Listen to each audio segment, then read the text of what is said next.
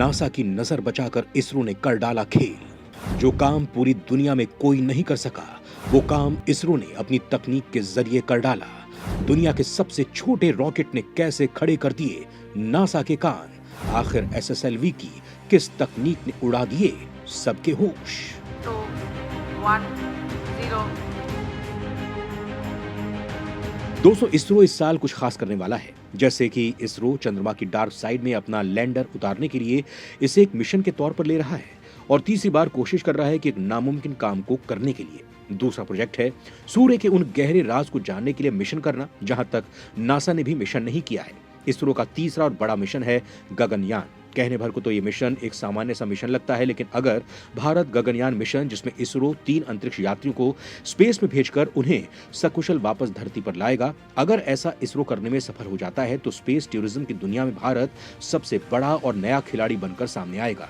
भारत ऐसा दूसरा देश होगा जो इस विजन को साकार करने में लगा हुआ है। इस काम को करने के लिए अमेरिका भी लगा पड़ा है और अब तक कई अरब रुपए फूंक चुका है। भारत का इसमें सफल होने का मतलब है सीधे सीधे अमेरिका को चुनौती देना, और इसके लिए गगनयान ही डिसाइड करेगा कि भारत इसमें अमेरिका को कितनी बड़ी टक्कर दे सकता है। गगनयान के बाद गगनयान 1, 2, 3 ऐसे कई सीरीज किए जाएंगे। दोस्तों, आने वाले दिनों में स्पेस टूरिज्म का भौकाल मचने वाला है। लोग धरती से कई किलोमीटर ऊपर स्पेस पर जाकर देखना चाहते हैं कि उन्हें कैसा फील होता है, और ऐसा करने के लिए लोग बड़ी कीमत भी देने को तैयार हैं। न सिर्फ भारत में बल्कि कई देश भी इसरो पर आंख मूंद कर विश्वास करते हैं, और ऐसे में ये सभी देश भारत स्पेस टूरिज्म में भारत को बिजनेस देने वाले हैं, क्योंकि इन देशों को भारत के इसरो पर भरोसा है। दोस्तों, इसी भरोसे को लेकर इसरो ने एक और काम किया है जो आने वाले दिनों में एक बड़ी क्रांति ला देगा।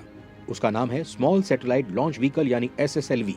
इसका आपने नाम भी सुना होगा और आपने ये भी सुना होगा कि ये इसरो का नया रॉकेट है जो बाकी सैटेलाइट्स को स्पेस में जाकर छोड़ेगा। लेकिन दोस्तों, शायद ही आपको पता हो कि इसरो के इस नए खिलाड़ी ने दुनिया के कान खड़े कर दिए हैं। इसरो ने अपनी ऊंचाइयों के लिए एक नया स्तंभ खड़ा कर दिया है जो इसरो को बुलंदियों पर पहुंचा देगा। दोस्तों, अब कुछ सवाल हैं जो इस वक्त हर किसी के मन में उठ रहे हैं। इसरो का एसएसएलवी बना नासा के लिए नई मुसीबत।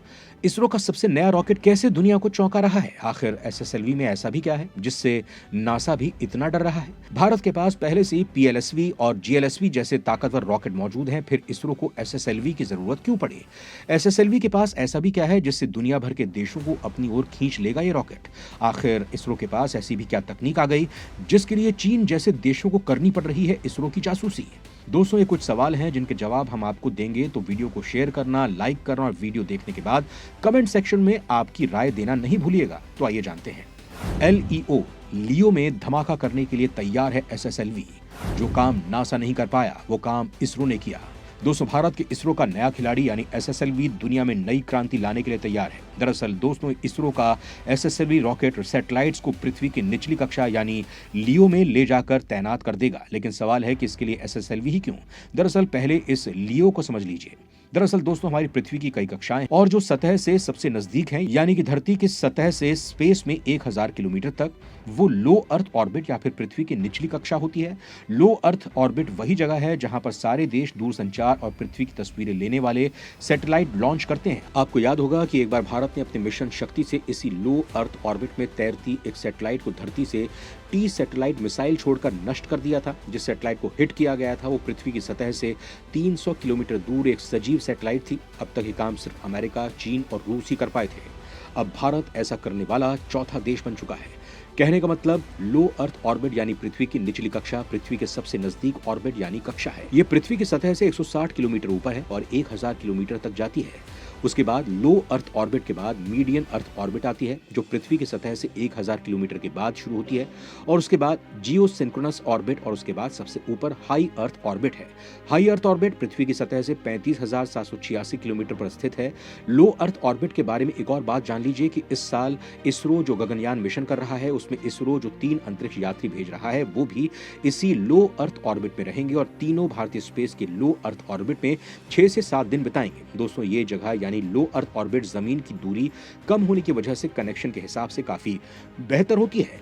इसी जगह से यहाँ पर मौजूद सैटेलाइट के माध्यम से इंटरनेट की स्पीड में इजाफा करने का प्रयास किया जा रहा है।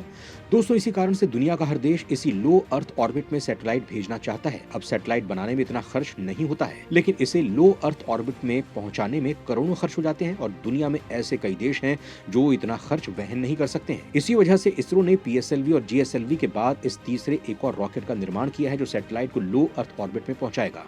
अब आप कहेंगे कि जब ये काम पीएसएलवी और जीएसएलवी जैसे रॉकेट कर सकते हैं तो फिर तीसरे रॉकेट की क्या जरूरत? तो दोस्तों, बात एसएसएलवी की करें तो भारत के लिए इस रॉकेट से लो अर्थ ऑर्बिट में सैटेलाइट भेजना काफी सस्ता रहता है। दरअसल एसएसएलवी रॉकेट के एक यूनिट पर 30 करोड़ रुपए का खर्च आता है, जिसमें एसएसएलवी 500 किलोग्राम तक के सैटेलाइट इस ऑर्बिट में सही सलामत भेज सकता है। अब सैटेलाइट कितने बड़े होते हैं?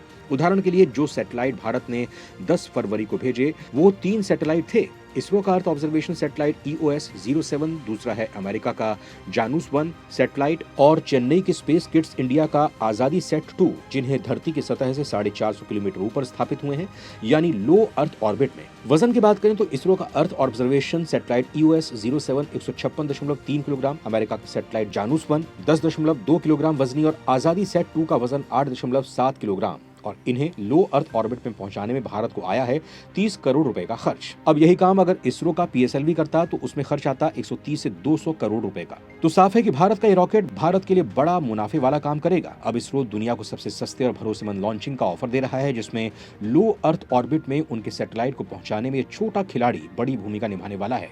अब नासा के कैसे कान खड़े हो गए इसे देखकर वो समझते हैं। एसएसएलवी ने कैसे कर दी है नासा की बोलती बंद। जिस काम को लेकर किसी ने नहीं सोचा वो इसरो ने कर दिया। दोस्तों, आपको पता ही है कि नासा ने कभी नहीं चाहा है कि इसरो स्पेस सेक्टर में तरक्की करे। आप अगर रिसर्च करेंगे तो पाएंगे कि नासा ने इसरो को आगे बढ़ने से रोकने के लिए कई बार प्रयास किए हैं। कई शक्तिशाली देशों को धमकाया कि वो भारत को किसी प्रकार की तकनीक ना दें। यही काम अमेरिका ने परमाणु तकनीक को लेकर किया, जिसको लेकर हमने आपको डॉक्टर होमी भाभा की कहानी बताई थी। अब NASA space tourism, space business को लेकर भी खुद ही सर्वेसर्वा होना चाहता है। दुनिया में भारत ही ऐसा एकमात्र देश है जो सबसे सस्ती लॉन्चिंग करता है। यही कारण है कि कुछ दिन पहले ब्रिटेन ने भारत से ही अपने 36 सैटेलाइट को स्पेस में लॉन्च करवाया था, जिसमें इसरो ने पीएसएलवी रॉकेट का इस्तेमाल किया था।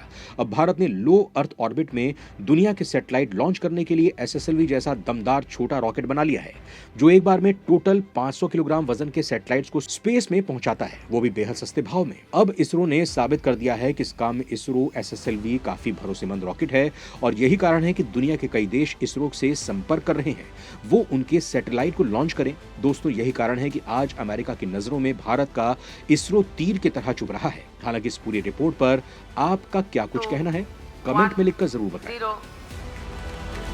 Beautiful launch of SSLV D2 EOS-07.